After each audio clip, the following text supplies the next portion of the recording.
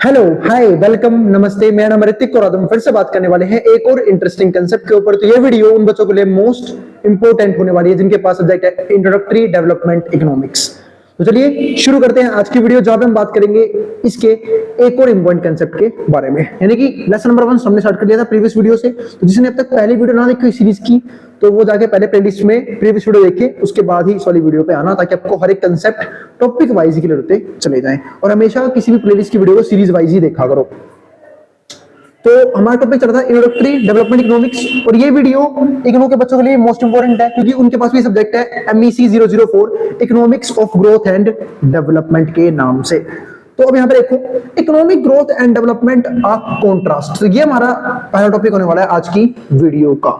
और जिन बच्चों को नोट्स परचेज करने हैं वो इस नंबर पे जाए 9667836336, यहाँ पे व्हाट्सएप करके नोट्स ले सकते हैं। अब आता है कि इकोनॉमिक ग्रोथ और डेवलपमेंट कॉन्ट्रास्ट का मतलब क्या होता है, यानी कि इकोनॉमिक ग्रोथ और इकोनॉमिक डेवलपमेंट में डिफरेंस क्या है, दोनों में क्या क्या डिफरेंसेस आते हैं। तो अगर मैं ग्रोथ की बात करूं तो ग्रोथ जो है ना वो एक तरह से छोटा पोर्शन है, लेकिन डेवलपमेंट जो है ना वो एक बड़ा पोर्शन होता है। जैसे आपने सुना होगा इकोनॉमिक्स के दो टाइप होते हैं, माइक्रो और मैक्रो। माइक्रो छोटे लेवल को डिस्कस करता है, मैक्रो बड़े लेवल को डिस्कस करता है। सेम ऐसे यहाँ पे ग्रोथ और डेवलपमेंट के साथ है। जो ग्रोथ है वो सिर्फ देखता है छोटी मोटी चीजों को, और डेवलपमेंट क्या होता है, ऑल ओवर डेवलपमेंट कैसी हो रही है एक कंट्री की, एक नेशन की, या फिर all over the world development कैसी चल रही है, वही सब हम डिस्कस करेंगे आज की वीडियो में। तो पहला क्या था हमारा इकोनॉमिक ग्रोथ। अभी क्या होता है देखते हैं। तो it refers to increases over time in a country real output of goods and services. मतलब सिर्फ इसका इतना काम है कि जो आउटपुट है वो टाइम के साथ बढ़ रहा है या घट रहा है, मतलब जो आउटपुट। तो हम डिस्कस कर रहे थे कि इकोनॉमिक ग्रोथ का मतलब क्या होता है कि जो आउटपुट का लेवल है एक इकोनॉमी के अंदर वो टाइम के साथ इंक्रीज हो रहा है या नहीं हो रहा, क्योंकि इसका इंक्रीज होना बहुत जरूरी है इकोनॉमिक ग्रोथ के लिए। ऐसा क्यों है उसका रीजन समझते हैं। हम सब जानते हैं कि पॉपुलेशन है वो लगातार बढ़ रही है, ये मैं डिस्कस किया था प्रीवियस वीडियो में भी कि पॉपुलेशन लगातार बढ़ रही है। जब पॉपुलेशन लगातार बढ़ रही है तो डिमांड क्या होगी, डिमांड भी बढ़ेगी, और जब डिमांड बढ़ेगी तो सिंपल सी बात है आउटपुट का लेवल भी इंक्रीज होना चाहिए। तो इसी को हम कहां पे देखते हैं, इकोनॉमिक ग्रोथ में। इसको मेजर कैसे करते हैं, दो तरीकों से। या तो हम निकालते हैं जीडीपी। अब कईयों को ये नहीं पता होगा जीडीपी क्या होती है। भाई जीडीपी का मतलब होता है ग्रोस डोमेस्टिक प्रोडक्ट। इसका मतलब होता है कि एक कंट्री के अंदर एक फाइनेंशियल ईयर के अंदर, मतलब 1 अप्रैल से 31 मार्च तक, ठीक है, जो भी चीज प्रोड्यूस हुई है, जो भी फाइनल गुड प्रोड्यूस हुए हैं, चाहे वो गुड्स हो चाहे वो सर्विसेज हो, उन सबकी फाइनल वैल्यू का सम ये इसके अंदर आता है जीडीपी के अंदर। ठीक है, तो इसमें सारे गुड्स और सारी सर्विस आती हैं, सारे फाइनल गुड्स और सारी सर्विसेज, उन सबका फाइनल अमाउंट और सबका सम। अब यहां समझते हैं यहां पे। तो देखो तुम दो चीज निकालते हैं, तो जीडीपी निकालते हैं या फिर एनडीपी निकालते हैं। अभी एनडीपी क्या होता है, इसको बोलते हैं हम लोग नेट डोमेस्टिक प्रोडक्ट, एनडीपी। और ये हमेशा कैसे निकलता है, आप जीडीपी में से डेप्रिसिएशन माइनस कर दो तो आपका क्या आएगा, एनडीपी आएगा। तो वो बाकी कांसेप्ट्स हैं, वो सब हमने डिस्कस किए भी हैं नेशनल इनकम में। नेशनल इनकम पढ़ा भी होगा आप लोगों ने, नहीं पढ़ा कोई बात नहीं, फ्यूचर में पढ़ लोगे जब जरूरत पड़ेगी। ठीक है, तो through other measures can also be employed. ठीक है, और बाकी सारे कुछ और मेजर्स भी होते हैं जिनको हम यहाँ पे देखते हुए चलते हैं इकोनॉमिक ग्रोथ के लिए। लेकिन जैसे हम बात करते हैं इकोनॉमिक ग्रोथ को छोड़ के इकोनॉमिक डेवलपमेंट की, तो चीजें बदल जाती हैं। अब इकोनॉमिक ग्रोथ में क्या देखा, सिर्फ एक चीज, और वो चीज क्या थी हमारी इकोनॉमिक ग्रोथ में कि आउटपुट का लेवल इंक्रीज हुआ या नहीं हुआ। जिस कंट्री का आउटपुट का लेवल टाइम के साथ बढ़ रहा है, इसका मतलब क्या है कि प्रोडक्शन का लेवल बढ़ रहा है, तो कंट्री में ग्रोथ भी हो रही है। लेकिन जिसका आउटपुट का लेवल इंक्रीज नहीं हो रहा, उनकी ग्रोथ क्या हो रही है, रुकी हुई, उनकी ग्रोथ नहीं हो रही। अब आता है इकोनॉमिक डेवलपमेंट।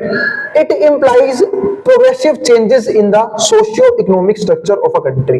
अब इसका मतलब क्या होता है कि जो चेंजेस आ रहे हैं सोशियो इकोनॉमिक स्ट्रक्चर में, वो किस तरह के हैं, उसको हम किस में देखते हैं, इकोनॉमिक डेवलपमेंट के अंदर। मतलब क्या होता है, कई बार जो है स्ट्रक्चर में भी चेंज आता है, और वो सब भी काम किसका होता है, इकोनॉमिक डेवलपमेंट का। जैसे मैं आपको एग्जांपल देता हूं, कई बार क्या होता है आउटपुट का लेवल तो बढ़ गया, लेकिन कंट्री में अभी भी ओवरऑल ग्रोथ नहीं हो रही है, ग्रोथ शो नहीं हो रही है। या फिर क्या होता है कई बार कि अनइक्वल डिस्ट्रीब्यूशन हो गया इनकम का, अनइक्वल डिस्ट्रीब्यूशन हो गया रिसोर्सेज का। तो इस कंट्री में क्या बोलोगे कि ग्रोथ तो ओवरऑल दिख रही है हमें कंट्री की जीडीपी के हिसाब से, लेकिन क्या सब लोग डेवलप हो पा रहे हैं, नहीं हो पा रहे। तो ये भी क्या है, एक लैक होता है इस पॉइंट के अंदर। तो इकोनॉमिक डेवलपमेंट में हम सारे पॉइंट्स को देखते हैं, सबको, कि इनकम का डिस्ट्रीब्यूशन इक्वल है या नहीं है, रिसोर्सेज इक्वली डिस्ट्रीब्यूट हो रहे हैं या नहीं हो रहे हैं, ठीक है, कितने लोग पहले गरीब थे अब कितने लोग गरीब हैं, एम्प्लॉयमेंट सबको प्रोवाइड हो रही है या नहीं हो रही है, ये सारे पॉइंट्स देखने को मिलते हैं हमें किसके अंदर, इकोनॉमिक डेवलपमेंट के अंदर। अब जैसे कि आप यहाँ पे देखते हैं, हम सब जानते हैं भाई सेक्टर जो है 3 तरह के होते हैं इकोनॉमी के अंदर, जिनको नहीं पता उनको मैं याद दिला देता हूँ, बचपन में पढ़ा था आप लोगों ने। एक तो होता है प्राइमरी सेक्टर, ठीक है, लिख नहीं रहा समझ लेना। एक तो होता है प्राइमरी सेक्टर, एक हमारा क्या होता है सेकेंडरी सेक्टर, और एक हमारा क्या होता है टर्शियरी सेक्टर। अब प्राइमरी सेक्टर में मेजरली क्या आता है, एग्रीकल्चर, कि एग्रीकल्चर से कितनी इनकम जनरेट की जा रही है एक कंट्री के अंदर। मतलब सीधा देखो, सिर्फ एग्रीकल्चर ही नहीं आता, माइनिंग भी आती है और एनिमल हस्बेंड्री भी आती है। एनिमल हस्बेंड्री यानी कि पशुपालन, जैसे कई लोग खेती वगैरह करते हैं, जो फार्मिंग करते हैं वो लोग पशुओं को ही पालते हैं, तो उन सारी चीज वो सब भी हम यहाँ पे क्या करते हैं, डिस्कस करते हैं। ये तो एक तो वाला पॉइंट हो गया। या फिर जो माइनिंग वगैरह करते हैं, यानी कि नेचुरल रिसोर्सेज से जो भी चीजें हम वहां पे इकोनॉमिक एक्टिविटी जनरेट कर रहे हैं उसको हम क्या बोलते हैं, प्राइमरी सेक्टर के अंदर काउंट करते हैं। इसके बाद जो पार्ट आता है वो किसका आता है, सेकेंडरी सेक्टर का।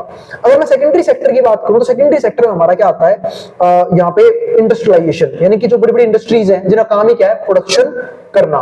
मतलब वो लोग रॉ मटेरियल्स लेते हैं, उससे क्या बनाते हैं, फिनिश गुड में कन्वर्ट कर देते हैं, तो उसको हम क्या बोलते हैं, सेकेंडरी सेक्टर, यानी कि जिनका काम क्या है, प्रोडक्शन को बढ़ाना। तीसरा काम, सबसे इंपॉर्टेंट फैक्टर कौन सा है, टर्शरी सेक्टर। टर्शरी सेक्टर एक नाम होता है सर्विस सेक्टर। अब सर्विस सेक्टर में क्या आता है कि जैसे कई लोग क्या करते हैं, वो सर्विसेज प्रोवाइड करते हैं, जैसे कि लॉयर की सर्विस होती है, एक टीचर की सर्विसेज होती है, ठीक है, एक डॉक्टर की सर्विसेज होती है, वो सब सर्विस के बदले फीस चार्ज करते हैं। तो सर्विसेज जो प्रोवाइड, फिर ट्रांसपोर्टेशन, जैसे मान लो कि किसाना काम था एग्रीकल्चर सेक्टर में, उसने अनाज उगा लिया, प्रोडक्शन कर लिया अनाज का, और या फिर जो कंपनीज हैं वही प्रोडक्शन करती हैं, लेकिन उनको मार्केट तक पहुंचाने के लिए क्या चाहिए, ट्रांसपोर्ट तो चाहिए ना। अब खुद तो ना कंपनी का मालिक लेके जाएगा बेचने के लिए, तो ट्रांसपोर्ट का सिस्टम चाहिए, तो वो भी किसका पार्ट है, सर्विस सेक्टर का। या फिर इंश्योरेंस किसका पार्ट है, सर्विस सेक्टर का। बैंकिंग किसका पार्ट है, सर्विस सेक्टर का। तो ये सारे जो है ना, जो भी सर्विसेज प्रोवाइड कर रहे हैं और उसके बदले में पैसा चार्ज करते हैं, उसे क्या बोलते हैं हम लोग, सर्विस सेक्टर। तो 3 तरह के सेक्टर हैं, प्राइमरी जिसमें एग्रीकल्चर आता है, सेकेंडरी जिसमें प्रोडक्शन आता है, और टर्शरी जिसमें क्या आता है, सिर्फ सर्विसेज आती है। तो 3 सेक्टर के जरिए क्या होता है, काम हो रहा होता है। अब आगे समझते हैं, तो वही 3 को मैंने यहाँ पे डिस्कस किया है। अब यहाँ पे देखो, जैसे एक पॉइंट यहाँ पे क्या लिखा मैंने, economic development involves a study decline in agriculture, कि अब जो है एग्रीकल्चर के शेयर में कमी देखी गई है। इसका एक मेन रीजन क्या है कि पहले ना, जैसे आपको एग्जांपल देता हूँ, इंडिया में जो है एग्रीकल्चर का जो लोग एम्प्लॉयड थे वो बहुत ज्यादा थे। मतलब ये लगा लो आधे से फालतू पॉपुलेशन एग्रीकल्चर में एम्प्लॉयड है, लेकिन जीडीपी में रोल कितना उनका, बहुत कम, ठीक है, यानी कि पूरी की पूरी फैमिली लगी हुई है किसमें, एग्रीकल्चर में, लेकिन जीडीपी तो बढ़ ही नहीं रहा। इसका मतलब क्या था वहां पे कि लोग अपने आप को एम्प्लॉयड दिखा तो रहे थे, लेकिन प्रोडक्शन लेवल में चेंज नहीं आ रहा था। तो इससे अच्छा है ना कि मैं कुछ और काम कर लूं, ताकि जिससे क्या हो, कंट्री की ग्रोथ भी और प्रोडक्शन लेवल भी इंक्रीज हो जाए। तो इससे क्या हुआ, धीरे धीरे लोगों ने एग्रीकल्चर से क्विट करना शुरू कर दिया जीडीपी के हिसाब से। और फिर देखा गया कोरस्पोंडिंग राइज किस चीज में, एक तो इंडस्ट्रियल सेक्टर में, दूसरा सर्विस सेक्टर में। आज सबसे ज्यादा जो सेक्टर प्रोवाइड करता है वो इंडिया में है, वो है सर्विस सेक्टर। सबसे फालतू लोग यहाँ पे एम्प्लॉयड होते हैं।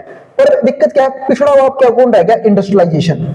इंडिया में इंडस्ट्रीज की बहुत कमी है, और ये एक मेजर इशू है जिसकी वजह से लोगों को जॉब्स नहीं मिल रही है। तो इंडस्ट्रीज वेल डेवलप नहीं होगी, इंडिया जो है वो एक डेवलप्ड नेशन नहीं बन पाएगा, डेवलपिंग नेशन ही रहेगा। ये एक मेजर प्रॉब्लम है।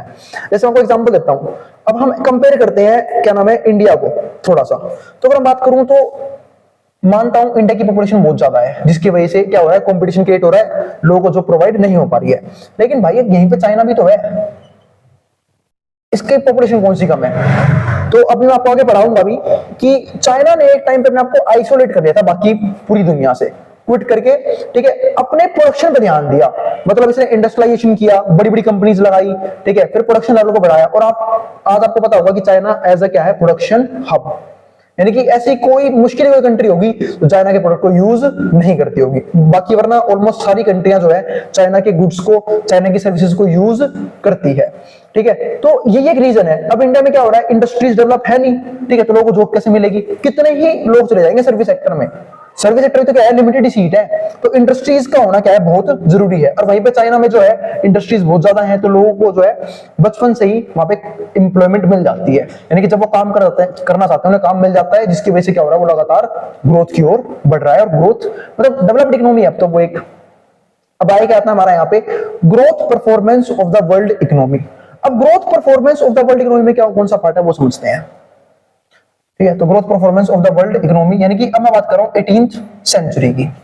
अब यहाँ पे अलग टाइम पीरियड को डिस्कस करेंगे। अगर मैं 18th सेंचुरी की बात करूं तो ये टाइम ऐसा था जब ऑलमोस्ट यूरोप जो है पूरा गरीब था। जैसे यहाँ पे लिखा भी होगा मैंने, Europe were about same as those of people contemporary China और ancient Rome of the people poorest country in the world today. मतलब जो पोरेस्ट कंट्री थी उस टाइम की, ठीक है। लेकिन लास्ट 2 सेंचुरीज यानी कि 19th और 20th सेंचुरी में क्या हुआ, ये सब आ गए अब ग्रोइंग स्टेज में।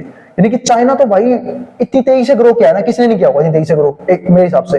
Production and population growth accelerated. एक तो क्या हुआ लास्ट 2 सेंचुरीज में, प्रोडक्शन भी लगातार बढ़ी और पॉपुलेशन भी क्या हो गई, ड्रास्टिकली एक्सेलरेट हुई है, यानी कि लगातार चेंज आया और बढ़ती चली गई है बहुत तेजी से, ठीक है। तो ये लिखा हुआ है ड्रास्टिकली, यानी कि फटाफट चेंज आया। With production growth outpacing and growth in population, यानी कि प्रोडक्शन भी बड़ी है और पॉपुलेशन भी बड़ी है, क्योंकि दोनों ही एक दूसरे को कंप्लीट करते हैं।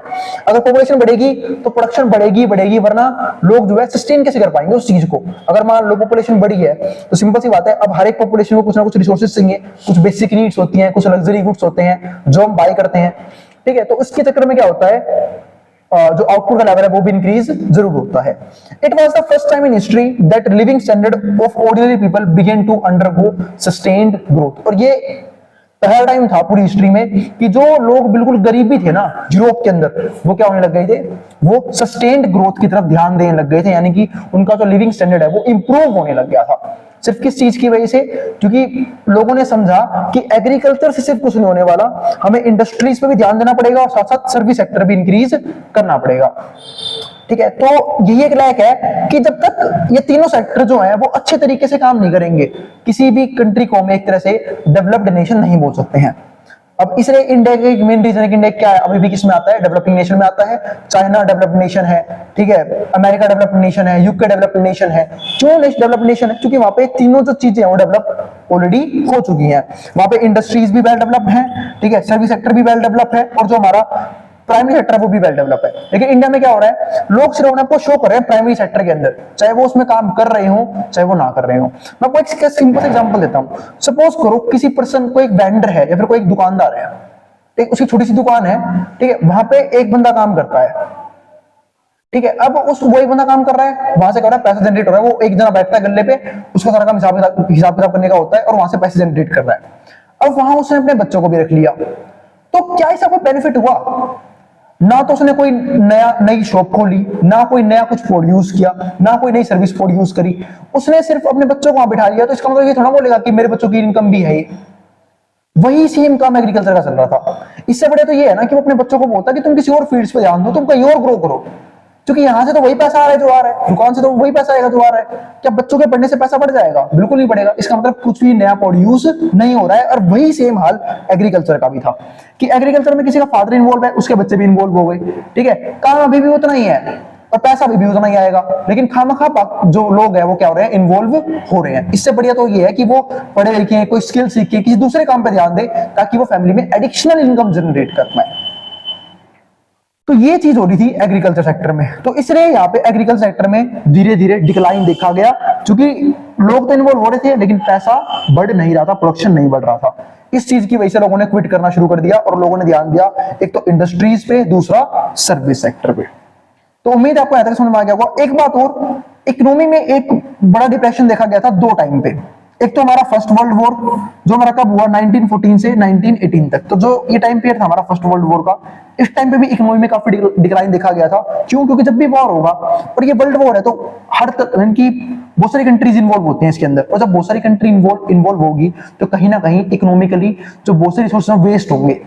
तो ऐसे टाइम पे पूरी ऑल ओवर वर्ल्ड में एक तरह से क्या होता है, इकोनॉमिक डिप्रेशन जरूर देखने को मिलता है। उन कंट्रीज को नुकसान तो होता है, बाकी कंट्रियों को भी क्या होता है, नुकसान होता है। ऐसे ही जब सेकंड वर्ल्ड वॉर हुआ 1939 से 1945 तक, इस टाइम पीरियड में भी इकोनॉमिकली डिप्रेशन देखा गया ऑल ओवर द वर्ल्ड।